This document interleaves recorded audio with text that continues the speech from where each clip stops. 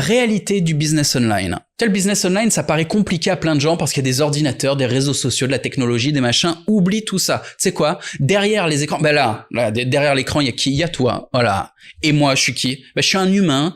T'es un humain. C'est un humain qui parle à un autre humain. Au final, ça n'est que ça. Et tous les débutants l'oublient parce qu'ils sont aveuglés par la technologie. Au final, ils ont des comportements d'autistes. Dans la réalité, vous êtes pas fous. Vous savez dire bonjour, merci, s'il vous plaît. Vous parlez pas tout seul à Carrefour dans un rayon face à un paquet de chips. Vous faites pas des trucs bizarres.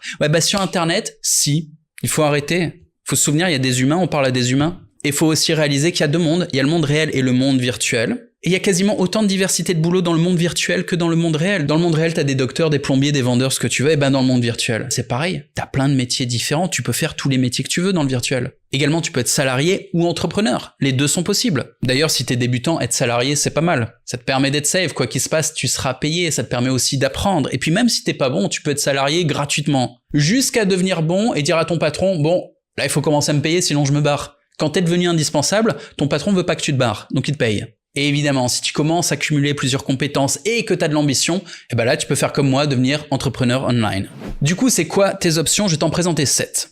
Déjà, une petite liste de ce que tu peux faire en tant qu'employé. Tu peux être designer, monteur, rédacteur, closer. Closer, c'est quand t'as un client au téléphone ou en call visio et que tu lui fais de la vente en tête à tête. Tu peux être media buyer, ça veut dire faire de la pub et acheter de l'espace publicitaire. Tu peux également être community manager, développeur, administrateur, faire la compta, tout ça, faire du support service ou même être assistant virtuel. Si t'es assistant virtuel, tu fais tous les trucs que ton boss te demande. En gros, t'essayes de réduire sa charge mentale et sa charge de travail pour qu'il ait plus de temps pour prendre des décisions, pour faire ce qui l'intéresse. Et maintenant, on commence la liste en tant qu'entrepreneur. Tu peux faire comme moi et être créateur de contenu. Et voilà, c'est ce que je fais en ce moment. Je montre mon visage, je parle dans un micro, je pourrais aussi être sur Twitter en train d'écrire. Bref, je développe ma personal brand, c'est-à-dire une marque autour de ma personnalité et de mon visage. Je crée du contenu gratuitement pour attirer à moi une audience qui me ressemble et qui s'intéresse au sujet dont je parle. Et mon taf, c'est de créer de la relation. Ce que je fais en ce moment, je te parle, on apprend à se connaître. Ce qui fait qu'à force, tu me fais confiance quand je vais te proposer mes produits ou ceux des autres. Alors il faut quand même que ça soit cohérent avec le sujet dont je parle d'habitude. Mais si c'est le cas, que je te propose quelque chose qui correspond à tes intérêts et que tu me fais confiance, la vente est facile. Être créateur de contenu, c'est très bien si t'es créatif, si t'aimes communiquer, parler aux gens, bâtir de la relation, et encore mieux si t'as le souhait de devenir connu. Et il est même possible de rester dans l'ombre en tant que créateur de contenu. Faire des chaînes YouTube no face ou juste écrire sur Twitter avec un avatar, c'est ok. Par contre, t'es obligé de communiquer avec les gens. Si t'aimes pas parler à des humains, faut pas être créateur de contenu. Parce que même si tu réponds pas aux gens, faut les écouter. Sinon, ton contenu ne les intéressera pas. Il sera pas cohérent avec leurs attentes, avec leurs besoins. Ensuite, tu peux être coach. Il y a beaucoup de gens qui se moquent des coachs. Surtout des coachs de coach. Ouais, c'est complètement con. Ne tombe pas dans cette forme de moquerie. Les coachs et les mentors, généralement, c'est des gens qui ont une expérience. Ok ?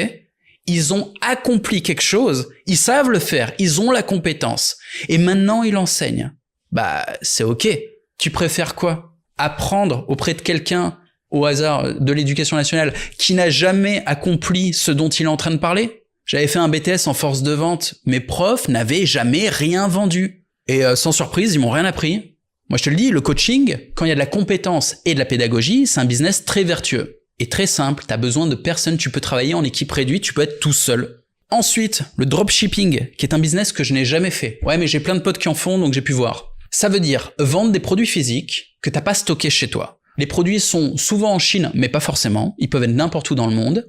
Et toi, tu fais un joli site où les produits sont bien présentés, il y a des belles photos, des petits textes d'explication et tout. Le site inspire confiance, c'est pas écrit en chinois. Les clients tombent là-dessus, ils passent leurs commandes et toi, tu fais l'intermédiaire entre le fournisseur et le client.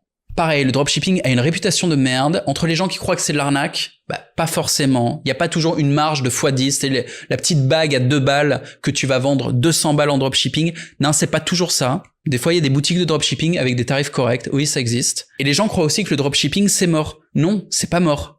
C'est juste que c'est plus à la mode. À un moment, je crois en 2018, c'était la méga hype. Tout le monde parlait que de dropshipping. Tout le monde était coach de dropshipping. Ouais, c'est plus le cas aujourd'hui. Il y a plus cet effet de mode. Les gens ont fini par comprendre que c'est un vrai boulot. C'est difficile.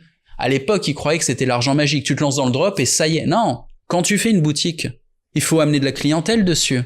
Et là, c'est technique. Faut soit faire de la pub, soit être un créateur de contenu comme moi, avoir une audience que t'envoies sur la boutique ou faire du SEO. Le SEO, c'est apparaître sur les résultats des moteurs de recherche. Quand on tape quelque chose sur Google, ta boutique apparaît et ça t'amène des clients. Bon bah faut savoir faire tout ça et faut en plus avoir choisi un bon produit. Ouais, parce que si t'as 1 milliard de concurrents, ou que ton produit n'intéresse personne, ou qu'il est trop cher, ou qu'il est moche, eh ben ça se vendra pas non plus. Il faut un bon produit.